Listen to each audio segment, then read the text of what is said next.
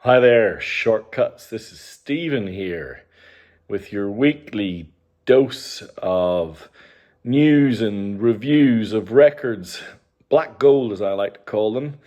These records will all be for sale and the price list will go out 9 p.m. this Wednesday, December 4th, Sydney times. That's Australian East Coast time. If you are not on the distribution list and you would like to be, drop me an email at shortcutsrecordsaus@gmail.com. So this list is, in many ways, this genre list is a celebration of Chicago blues. I haven't had many blues records over the last little while, but I've been collating them up to talk a little bit about Chicago blues and some of the artists that made probably the greatest blues scene ever. And I think hopefully some records that you don't know that you might like to explore. Interspersed, of course, with some other things. So I've got one of my favorite hip hop albums of all time. I've got a really incredible compilation, which I think will make an incredible Christmas present for someone, by Nina Simone. I have also got some rare and rather beautiful samba music and other things, a jazz compilation as well that I think is pretty special. So let's get into it. Look, I'm going to start with Muddy Waters. Muddy Waters, often hailed as the king of Chicago blues, like a pivotal figure in American music in the 20th century, without any question. Born McKinley, I've forgotten his surname now. McKinley Thompson, was that it? Anyway, he had an incredible run of hits in the late 40s and 50s. Just a spectacular run. And there are many compilations that cover that period, and you really, really can't go wrong. But in the 60s, his star started to dim a little bit. But there were a number of musicians and music lovers who kind of held him in incredible esteem. And two of them were actually white Chicago blues musicians. Paul Butterfield, a really spectacular blues harmonica player, and an even more amazing musician, the guitarist Michael Bloomfield. And they proposed to him that they make a concept album to honor his legacy. And it was called Fathers and Sons. So there's the father in the sky. I guess the kind of biblical references are pretty easy to spot. And the white kind of acolytes reaching up to celebrate and connect with this incredible spirit. So a band came together over a short period in Chicago, and I think it was in 68 or 69. Muddy Waters, Otis, incredible blues pianist. Michael Bloomfield, courtesy of Columbia Records, on guitar. Paul Butterfield, we've mentioned. One of the greatest blues bass players of all time. What a great name. Donald Duck Dunn. And drums were shared between Sam Lay and the mighty Buddy Miles. It's a double album. One half is studio and one half is a live recording. This is the Japanese first press on the original Chess label. So recorded in 69. Really just a celebration of that electric guitar sound that kind of signified Chicago blues. And I'm going to talk about some of the kind of progenitors of that sound, some who came before Muddy and who were inspired by Muddy.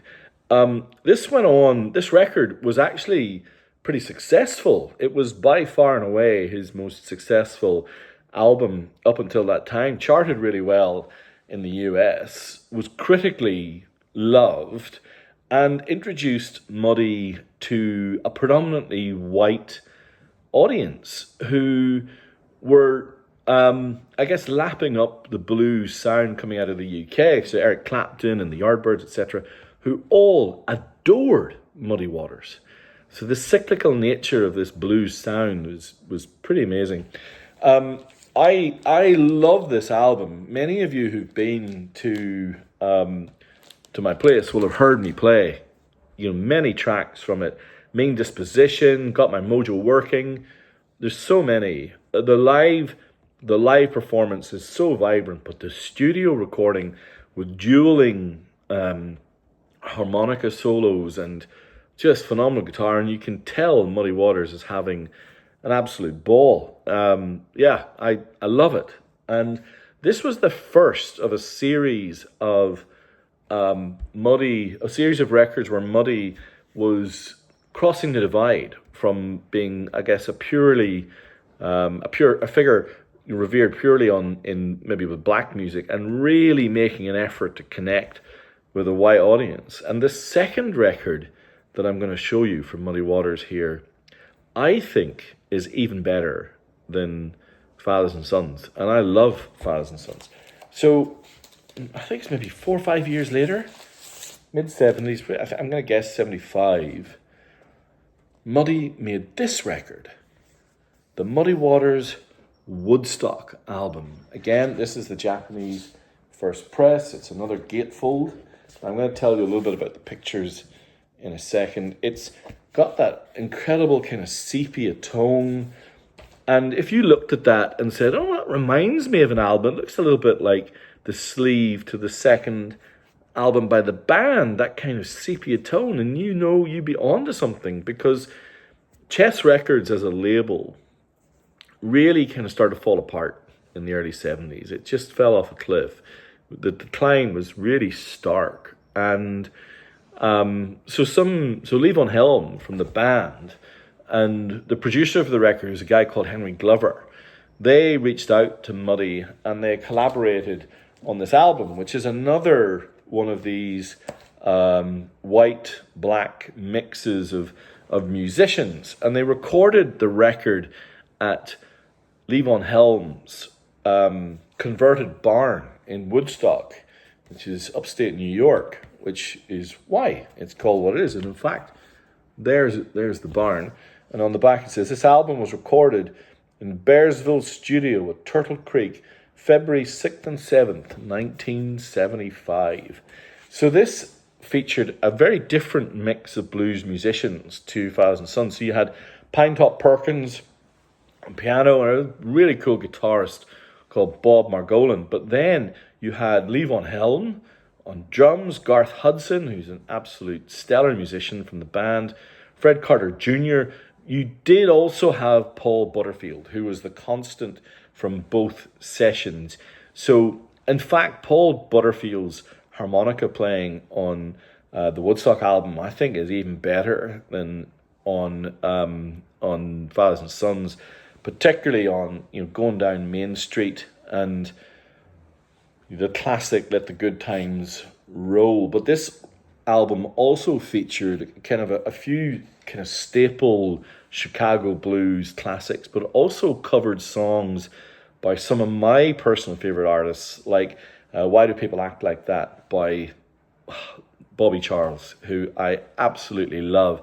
And, Fathers and Sons was critically acclaimed, but this record went on to win the Grammy in 1976 for the Best Ethnic or Traditional Album. It's really, really cool. The one thing that held it back was because Chess was in such a terrible state, it really didn't get the promotion that it needed to be the commercial blockbuster it totally deserved to be.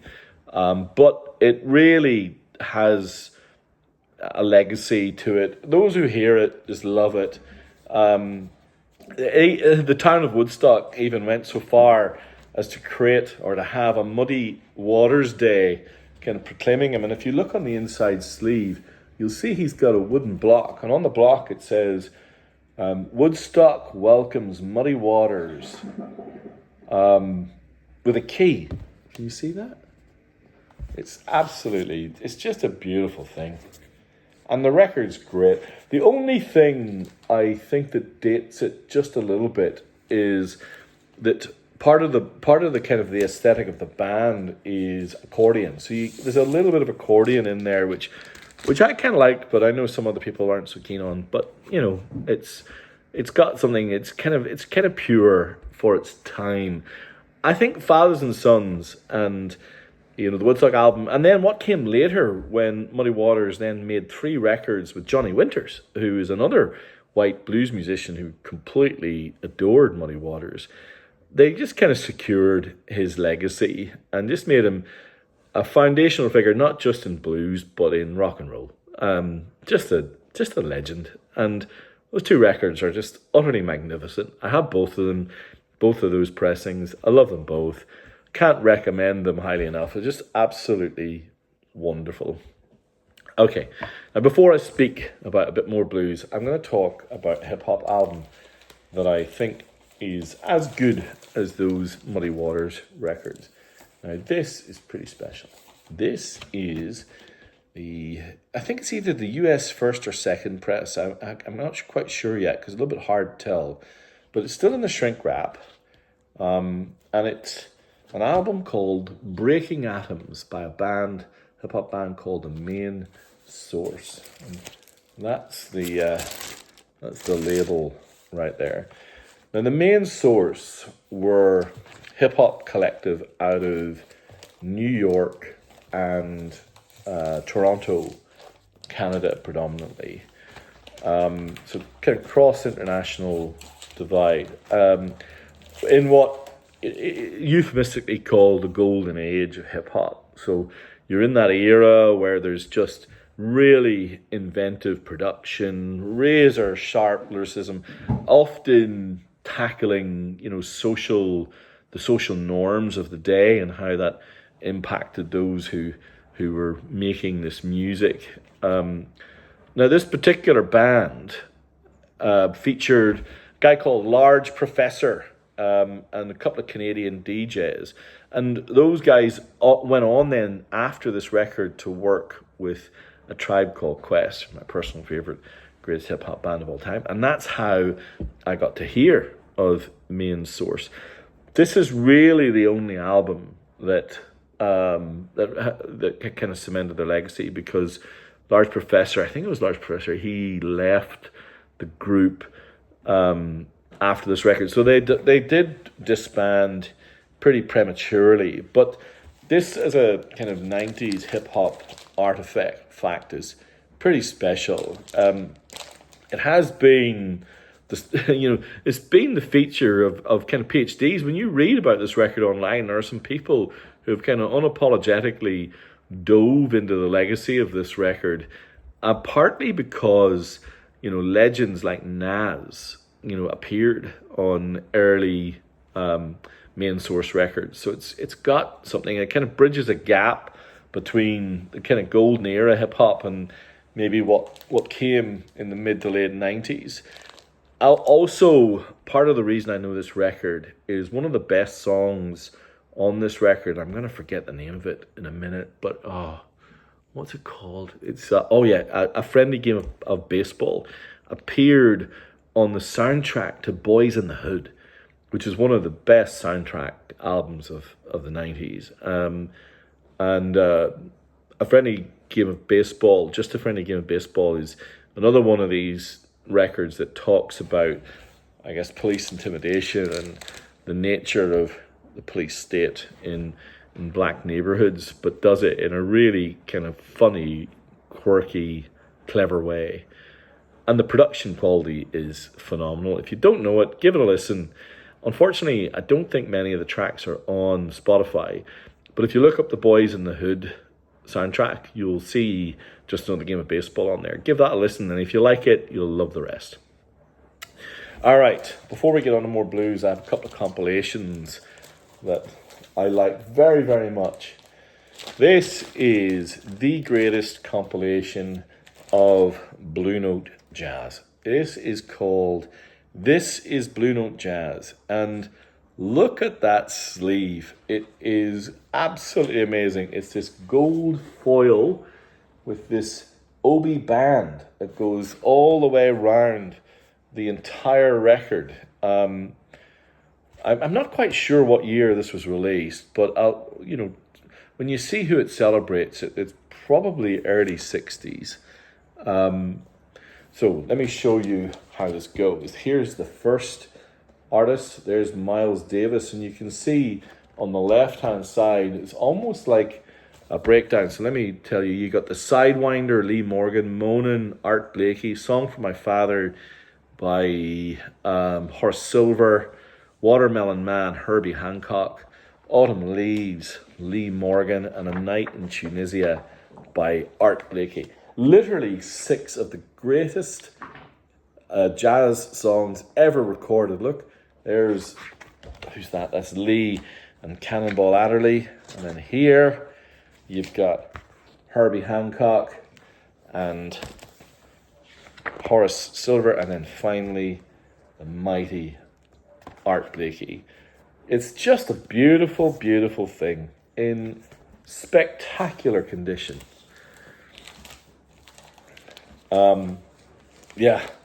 The greatest primer to jazz ever. It's not even close. All 6 of those tracks are astonishing. All of them.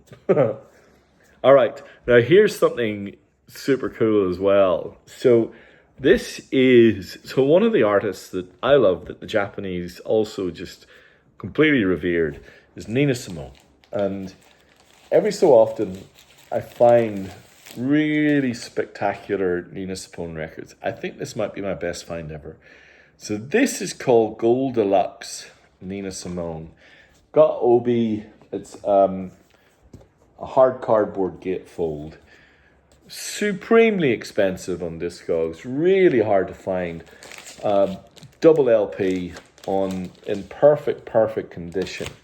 But get what this is. I had to go through the tracks to find it because it's all in Japanese. But basically, it is a compilation of all the best tracks from 4 of Nina Simone's greatest records. So you've got Here Comes the Sun, To Love Somebody, which are 2 records that she covered some of her favorite songs, her favorite artists, from the Beatles to Bob Dylan, and a bunch of those are on here. So you've got, let's see, Here Comes the Sun, The Look of Love, My Way, The House of the Rising Sun, Mr. Bojangles, Just Like a Woman, Suzanne, Turn, Turn, Turn, etc. Then it has The Best of Nina Sings the Blues, which is my personal favorite Nina Simone album. And then it also has a series of songs from her Four Winds album, which is kind of sneaky coming up on me as kind of as good as Nina Sings the Blues. It's really, really good. Really, really rare. Look, this cost me a bit. So it's going to be but as a Christmas present for a Nina Simone lover, I think that is pretty great. Also, I think that Blue Note compilation is a Christmas present for someone who you might think might kind of dabble into jazz. I think they'll love that. I'm just conscious of time, my gosh. All right, well, I talked about samba. Look at this. Look at that sleeve. How beautiful is that? It just says joy. That's one of the best sleeves I've seen this year.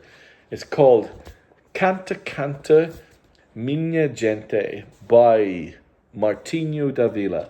This is one of the most famous samba records in the history of samba music in Brazil. The opening 2 tracks, this blew my mind. I looked it up on Spotify.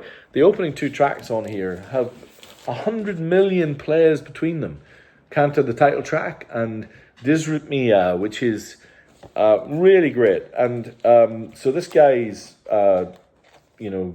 honorary Latin Grammy Award winner, he's still alive, has written hundreds and hundreds of songs. If you like Jorge Ben, then you're going to love this record. It's really, really, really lovely. There you go. Something a little bit different, but fantastic. Okay, before I speak a bit more Chicago blues, I want to talk about another slide guitar genius. This is the best of Elmore James, another one of these blues guitarists who died super young. I think he was 40 maybe, and he died in the early 60s. But his legacy absolutely secure. Songs like Dust My Broom, Long Tall Woman, Sinful Woman. This is just a really lovely compilation. It's on the original Globe label. The Japanese just really did a great job of celebrating these blues musicians, and his electric guitar playing is just magnificent. Really great guitar sound. All right, I've got two more blues records. Both of these kind of legends of the Chicago scene. I'm Jimmy Reed and Otis Rush's This One's a Good 'Un.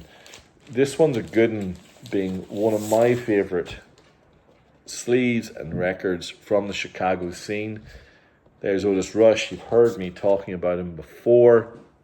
He was originally born in Philadelphia, Mississippi, which is, I think, a village in Mississippi. In 1934, he taught himself guitar.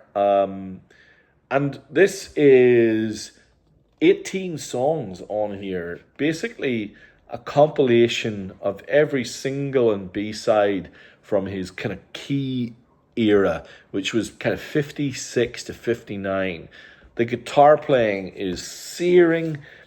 Even my wife loves this one. It is like little blues nugget after nugget after nugget. Just brilliant. Really, really cool. Now, Jimmy Reed is quite different. Now, this is one of the great Chicago blues albums. It was his debut. Look at that sleeve. How cool is that? I'm Jimmy Reed. And there he was. Whereas Otis Rush is a bit more searing and really quite a kind of volcanic guitar player, Jimmy Reed was style and clarity and just cool. Again, kind of 56, 57, 58. Honest I Do, Going to School, You Got Me Dizzy. He wrote every track, which again was unusual for the time. Give it a listen. It's on Spotify. It's fab. Two more records to go. One more blues record. I don't like having a blues kind of focus list without talking about B.B. King. And this is a compilation of some of his greatest recordings as he transitioned a little bit from kind of straight blues into horn-driven, kind of almost blues soul. This is just a cool record, and a lot of people are putting this on kind of upper echelon of blues by B.B. King. I don't know. Another guy born in Mississippi and another legend on the Victor label is anyway, I love it.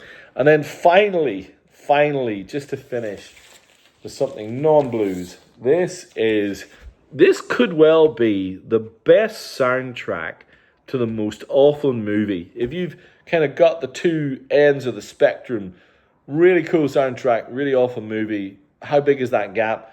I suspect the gap on St. Elmo's Fire is pretty high.